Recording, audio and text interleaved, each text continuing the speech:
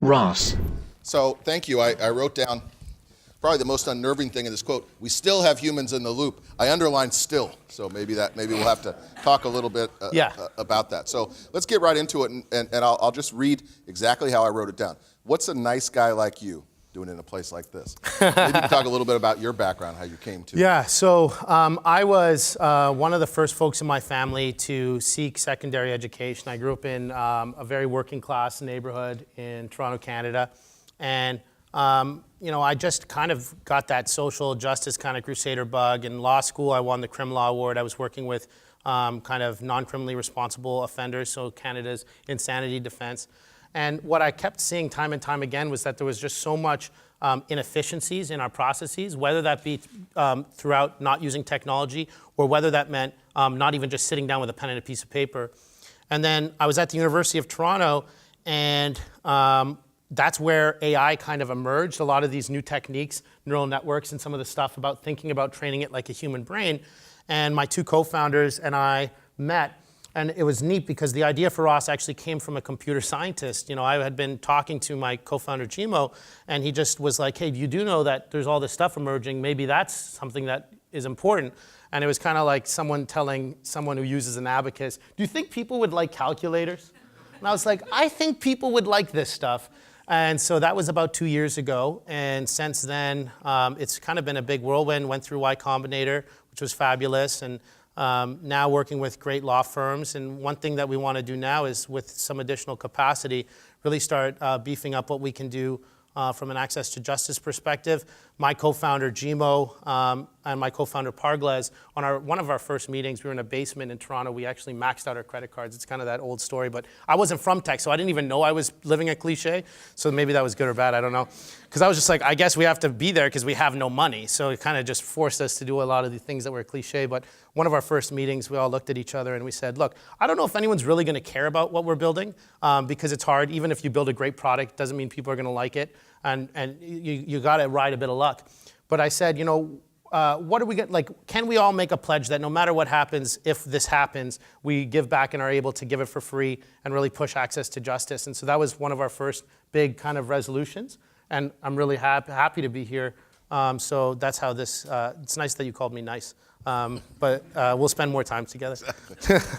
How did you end up in Silicon Valley? That may seem like a layup, but I mean that you could have done this anywhere. You could have done it in Canada. Yeah. So Silicon Valley is kind of, as you guys probably know, is a really weird space. It's fun, but it's strange. What happened there was we had the idea for Ross, and we were talking to different advisors about what to do and kind of how to get it out. And they were like, well, obviously, have you thought about going to Silicon Valley and plugging into the community there? And my two co-founders were way more plugged in, obviously being in that world. So they were like, yeah, that sounds great. And so when we got there, this is kind of how much I knew about the tech world. We were in this meeting. I won't say who he is because it's easily identifiable, but we met with someone who's very prominent in the tech world. And we were talking about something and talking about Ross and our approach in AI and law. And he said something, and I was like, actually, I totally disagree. That's kind of and I just said my opinion, which I said that he hadn't really thought it through, not in those words, but kind of pretty straightforward. And he was like, oh, good point. And he's blah, blah. And then he asked for a second meeting and we were leaving. And one of my co-founders was like, Andrew, do you know who that was? I was like, no idea. Seems like a nice guy. And he was like, well, he invented blah, blah, blah. And I was like, oh. And so it was kind of a leg up that I didn't know because it kind of didn't lead to a lot of some of the reverence that sometimes. And you weren't asked to leave the valley. So no, actually, I think it was odd because then people, sometimes when you give them what you think straight, actually it ends up being better for you. Not all the time. But it worked out. So that's how I found my way there. And then actually now we have our AI R&D headquarters in Toronto, Canada. So that's really nice. So I do get up there, and then we have a presence out in New York, and actually we have Scott Sperling who heads up that operation here too. So yeah, we continue to grow, and I get to be in wonderful parts of the world. Great. So robots replacing lawyers, you said no, and you've talked about the role in human agency. Yeah. That's certainly not a uniformly believed one. You could hardly go through a bookstore without a virtual bookstore or otherwise, picking up a book. I look at Thinking Machines, The Quest for Artificial Intelligence. Maybe all you need to know, this is by Luke Dormo. And maybe all you need to know is the table of contents, because he's got how AI put our jobs in jeopardy. Great. And then soon thereafter, in the future, there will be mind clones. Right? So he says, technology has always created unemployment. As new technologies are invented, the number, types, and makeup of jobs that exist in society shift to accommodate them. And then he proceeds to use some examples, examples of this. So is it a spin, or do you really believe that robots won't replace lawyers? I think, I talked earlier and I showed examples of things like self-driving cars and self-driving trucks. I think that is going to lead to some unemployment, large amounts of unemployment, that there will have to be a reskilling and retooling there. But I do think in my other examples, when it comes to finance and health and law, you're seeing a massive untapped market. It's just the means and the way that we've created our system, it's not efficient enough to address that market. So I don't think we have that same issue. So I think we will see a rejigging of things, and maybe not all lawyers will be able to be working at like a huge office with expensive art on the wall and charging their clients for a lot of the tasks that will become automated. But I actually think what will end up happening is more people will have access to legal representation. And I don't think that means not having a human in the loop for a couple reasons. One of the reasons is it actually doesn't make sense, even from an AI perspective, to completely remove the human. When you look at what these systems can do, you can train them, but they'll never become perfect, much like us as humans are actually never perfect in thought, although it's hard for us to admit that sometimes. So really what this would be is about teaming folks up, and it's an augmentation. And I like to bring up the example of chess. Deep Blue beat Garry Kasparov in 1997. And what ended up happening was a new form of chess playing emerged, where they got these systems, these computer systems, to team up with these grandmasters. And when they did that, these systems don't lose to a solo human player or a solo computer player. And I think that's the future of our profession. And so I don't think it's spin. I think at the end of the day, there's a huge untapped market. And then even from just a pure AI perspective, having that team up is something that I think is the best route forward. Let me pressure on that. How much of that judgment relies on sort of what the state of the art is with respect to artificial intelligence now than what it could be? So let me, a somewhat less hyperbolic version of this is the Suskins in the future of the profession. So let me just see if you could reflect on this. So they say, whether machines will replace human professionals is not about the capacity of systems to perform tasks as people do, to your point. It is about whether systems can outperform human beings, full stop.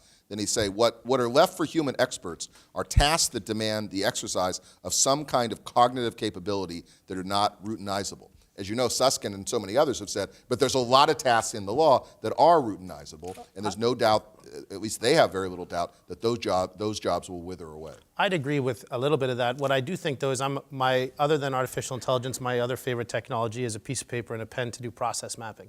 And why I bring that up is when you break down what we do, there will be tasks and components that you can automate maybe 100% of the way. But it's not going to be the full way through, because there are just such complex things that we have to do. So that being said, when you hear someone say lawyers, the end of lawyers, or our jobs are going to be automated, they don't say part of it is going to be automated, but that means you're not going to be able to do other things. They kind of say it's a full stop automation. So I think that that's wrong. But I think it would be silly for me to think that you can't automate some of those things, because we are. For example, eventually, everything is a work in progress as we continue to train our system. But as things continue, being able to go to the blue book. Eventually, I hope with that feature, it's early and we're working on a lot of bugs with it. But maybe you don't have to do that. That's a part of what we did before that we don't have to do anymore. But I don't think that putting all these law review editors out of work. Yeah, exactly. Right. See, you know what I mean, right? Yeah. So that's what the media will do, is it's a small component, and then they'll just writ large, well, if you're doing that now, then that means you're going to be able to do everything later on. And so Jerry Kaplan, who's out of Stanford, who writes a lot in this space, said, the wings of a plane are modeled after birds, but we're not worried about, birds nesting in our backyards and, having little baby Cessnas. And I think there's a little bit of that. We are training these systems to think like humans, but they don't actually have thought. Like when Watson beat the people on Jeopardy, it's not like it went out for a beer afterwards with its buddies. Or when the new AlphaGo system beat the world's best Go player, it's not like it went out on the town in Seoul, Korea, and had a blast. You haven't met many Go players. They don't go out of town and have a blast. Yeah, maybe it was more opportunity. Let me ask a more specific. So more in the weeds. So Joshua Browder, who you know, and you've been in many ways a mentor to him, created Do Not Pay, right? Which is described in some sense as robot, as the emergence of a robot lawyer. He of course cut his teeth, his company did, on dealing with parking tickets and really access to justice. But lately, if you go on the website of Do Not Pay, it says you can sue Equifax for $25,000 in every jurisdiction. Yeah, that's a little close to home, right, in terms of the work. So I met Josh, and he's the kind of guy who makes me feel a little awkward, because I think I met him a few years when we had just gotten our start, and I think he was 18 or 19. Yeah. How do you think it makes me feel? Yeah. Well, you're only 23, so that's fine. That's right. On that note, I think it is a bit close, but I think one thing, I was at the ABA Tech Show actually in Chicago not too long ago, and someone came up, and he had Josh had built a system to help with refugee claims. And someone stood up, and rightfully so, said, hey, this is pretty dangerous, because if this isn't built correctly, this could end up causing, a lot of kind of unnecessary strain on the system, blah, blah, et cetera. And I agreed with what he had to say. But what I asked him was, you're obviously probably from an immigration background, are you not? He was like, yes. And I was like, have you reached out to Josh and asked him to help out with how he's putting that together? Or alternatively, have you started your own type of way to help? And even if whatever you feel is safe. The answer was what you could assume. So I think that what I like about what Josh is doing in particular is that it's shining a light against us and being like, look, maybe this isn't the perfect system. Maybe, there's a lot that has to be worked out at times. But, why is that coming from outside of the profession? And why aren't we participating in ways that we could help out, and really in ways that some things can be done in a pro se way? And we should have, different apps and use technology and with the right organizations to help them. So I think that he's a really good kind of shining or a mirror in a way, where we do get upset and we say, hey, that's not right. Did you ever think of this rule? And it's like, probably not, because he's 19 or 20 now and doesn't have a legal background. But maybe instead of doing that, reach out and help out or build your own. Good. Let me see what you think of this juxtaposition, just sort of make it as a statement. AI technology is about assisting lawyers, or is it about assisting clients? You know what? I think everything has to go towards and always think of the client. At the end of the day, what I do think, and what artificial intelligence has done in the legal profession, has allowed us to talk more about technology as a whole.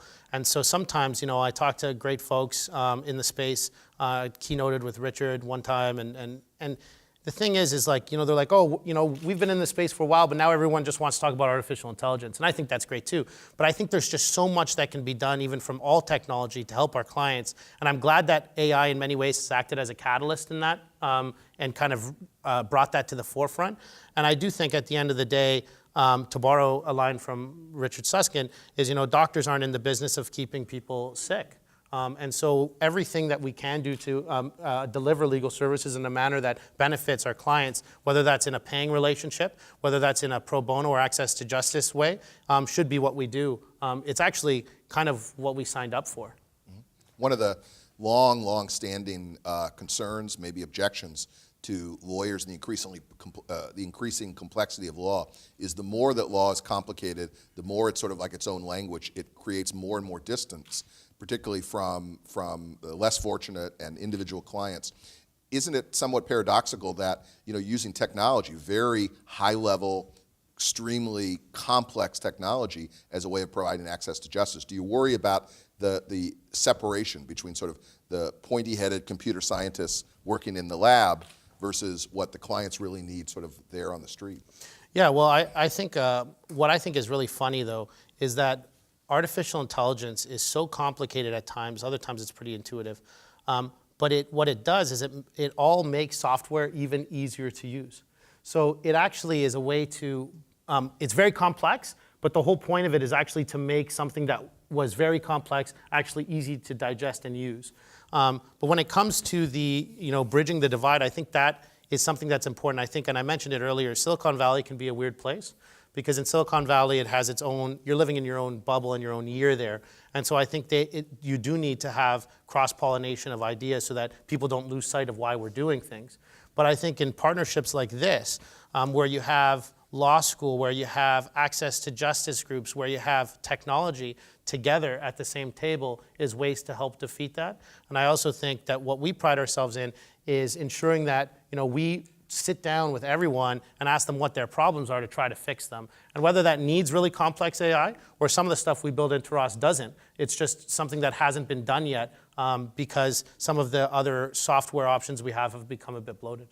I want to turn to the law schools and access justice. Before I do, one more space agey sort of question, and I guess I'd ask it this way. So you talk so much about the importance of human agency, and what the software is doing is really aiding lawyers in the development of immobilizing their own skills. So another way to put it is the AI is really only as effective as the lawyers themselves. But don't we want machines and machine learning to do better than ordinary folks and do better than lawyers? So isn't there a way of, you meet and exceed the Turing test, right? Yeah. You develop machines that might be able to write better briefs than the very best lawyer would. Yeah. Now, because of their ability to process big data and to make these connections across, the ability maybe to engage in unbiased decision making, whether as humans or subject to ordinary prejudice. So maybe you're thinking too small. Maybe these machines can really be better versions of lawyer practitioners. The way that we think of it is our mission, is to allow humans to do more than what's humanly possible. And also it's something that guides our company is what we want to do is build the world's smartest lawyer. Now, sometimes when people hear that, they always go to the machine. And they say, hey, well, does that mean you just want to have a machine do this stuff? I actually think, once a machine starts to be able to beat a human in a certain area of performance, it will raise the game of that lawyer. And eventually what we're going to do is kind of enhance them so you're kind of like you're like a superhero in a way where you're enhanced your skills. And that's what you actually see on a day-to-day level with AI. I think it has the power to make sometimes a mediocre lawyer into a better lawyer very quickly because they might be able to find something that they wouldn't have been able to find, or they might be able to see a line of reasoning that they weren't able to see. And so when it came to, I used a chess example, but I'll use a Go perspective. Go is a very complex game. And back in the day, people thought it was impossible to teach an AI how to play the game. But now it has learned how to play the game, and it beat a human champion not too long ago. And what's neat about what's happening now is that there's this kind of fun battle. Humans are learning from these moves that these AIs are coming up with that hadn't been played before. And it's actually speeding up the development of the tournament play of Go, meaning it might have taken 10 years for these new methodologies to emerge and folks to start using them in play. Whereas now, these AIs are pushing us forward in ways that they're exposing new strategies. You don't worry that folks will stop playing Go, stop playing chess, stop playing Jeopardy because they just won't be able to compete? Look what happened with chess. It didn't happen. And they actually, Gary Kasparov, who was defeated and who has every reason to be some of the person who's the most against AI and upset about, what's going on, he is one of the most vocal backers of artificial intelligence. And in his words, what he said recently was, yes, artificial intelligence is going to be taking over some of the more cognitive functionalities in professions. And then what he says is, so what? He says this is what's happened time and time again throughout history where we had different devices and different means to increase what's happened. I think a lot of the time what we suffer from is a bias where we only think of the world as it is right now. And then how will this structure fit into that when what we need to think about and just accept is stuff is going to happen that we haven't even thought about. And to use even a more simple example is 2 to 3 years before the smartphone came out, I would have had no idea about some of the stuff you can do. And now we take it for granted, and it's part of our world. That's because you were 7 years old. Yeah. No, yeah, that's because you couldn't speak. No, but I think that came out only in 2008, right? And look at us. There's an app-based economy. Things happen and we don't even think about it. But if I was to tell you, you could do your online banking, have a conversation with someone in person, order a car, connect with people all over the world using something like Twitter, it was not fathomable. And so what I'm trying to say is I don't have all the answers as to what's all going to happen, but I do think that this is the most human thing that's ever happened is us using technology to advance what we are able to do. And it's what landed us on the moon, and it's what has allowed us to do such amazing things. And so obviously you need to have a very strong bit of regulation, which comes through education. And then you have to ensure that it's not just one component that takes it forward. So to harp on this again, because I can't stress it enough, what you want to avoid is having just the technologists involved in those decisions, or just the law schools, or just the law firms, or just the access to justice organizations, or just the bar associations. What we need is to have everyone at the table so that everyone has that voice, and it actually develops in a manner which benefits everyone to the most that it can. Great. Couple we crowdsourced some questions earlier this morning over Twitter. So one question is, how can law schools teach basic legal technology skills to students? How best can we do that? Well, I think it should become almost a requirement, I think, because I was always startled when I showed up to my law firm and there was a lot of things I didn't know how to do, and a lot of options that I didn't know were out there. So I think having something that's part of your almost 1L curriculum, where you go over the basics of contract law, you go over the basics of tort, but I also think some bit of technology should be in there, and obviously that's kind of a out there proposition for some. And then I also think having events like this where folks see that it's not a bad thing, I think we just have to start thinking it's not a threat, it's something that can enhance what we do. Great. Another question that was asked, to turn it back to your company. What's holding back more widespread adoption of the software that you've developed? It's a two-part question. I'll just ask the second too. Is what's next, and how do you identify your areas of focus? I think the biggest thing holding it back is it comes down to the status quo, and it's not anyone's fault. It's hard to change. When you do something the same way all the time, and now you're introducing an entirely new way of thinking about a problem or solving a problem, habits are hard to break.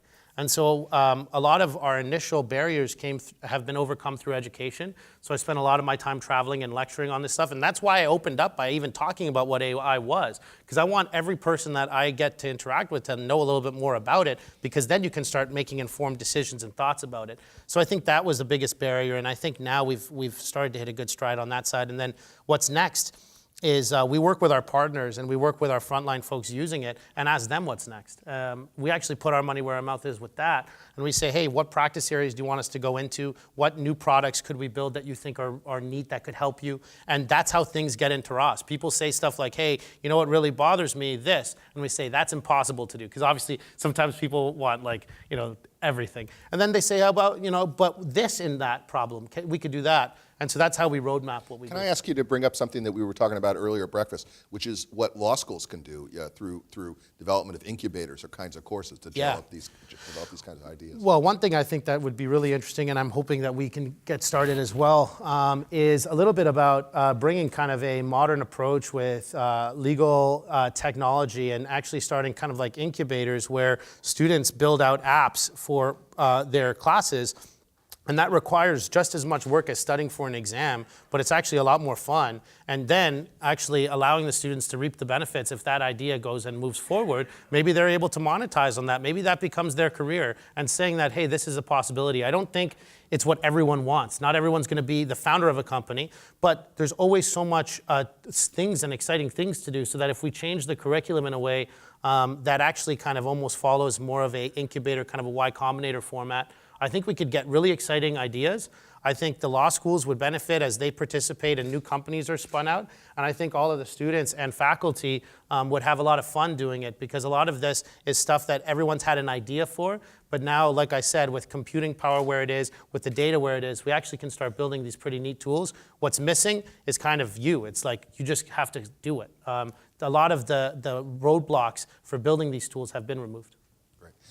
In a moment, we want to hear from Mark and Lisa, and just as a segue to that, where we want to end, at least this fireside, is where we really began this partnership, which is its contributions to access to justice. So can you talk a little bit about your commitment and Ross's commitment to access to justice, and how you sort of came into this space? Yeah, so like I mentioned, I'm a first-generation immigrant. My grandparents on both sides, limited education, moved to Canada for a better life, between farmers and fisher people, so it was kind of, I raised by really honest to God people. But growing up in my neighborhood, there wasn't as much opportunity, and I saw a lot of times where being able to know that you could get a lawyer, that you could, or if it was able to be affordable for people, it made sense. And this mirrored Gmo, our CTO. He came up with the idea. He grew up in Houston, Texas, and his parents got divorced when he was younger, and they actually didn't fully formalize the divorce because money was tight, and so they lived in a situation where they were married, but they were married legally, but actually living two separate lives, and that really had a huge negative effect on him growing up. And then our third co-founder, Pargles, grew up in Brazil, and in Brazil, he saw a lot of the struggle with, even if you had money for a lawyer, some elements of corruption and some unjust kind of government systems there. So between the three of us, we kind of had different perspectives on access to justice. And very early on, what we were able to see was that technology could really enhance a lawyer. And if you were able to enhance lawyers, what we didn't want to happen was that it became a tool that was only being able to be used. Our first customers were very, the AmLaw 100 type, those folks with a lot of financial capability. And so we said, look, not only are we going to price it in a way that solos and small law firms can use it, but then we're going to ensure that it can do something on the access to justice front by allowing it to be used completely for free. Like I said early on, it was kind of us just working really, really hard to do stuff and not really having as much time to form as many partnerships as we wanted. But this really marks for us the first of our partnerships when it comes to us having extra capacity to really get down and do some pretty exciting stuff. And I think, we have brought together the best people, and we're going to hear from great folks after this. Right now, the best processes are yet to come. We're going to have to work on those, and we're bringing technology to the mix. So I think we're in a good place to do some exciting things, and I think this is going to be a challenge we all have to face throughout our lives. This isn't just going to happen in a year or 2 years or 5 years or 10 years or 15 years. So how can we continue to get out there and help as much as possible? And I feel like it's through these things that you start to chip away at a massive problem. And I think taking and using this new technology in a manner that helps is something that I think is essential.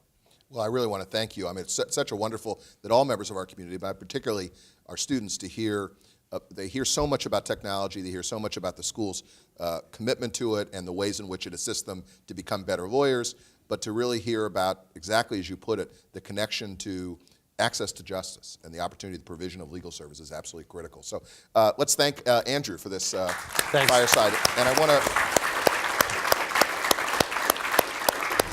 Ross.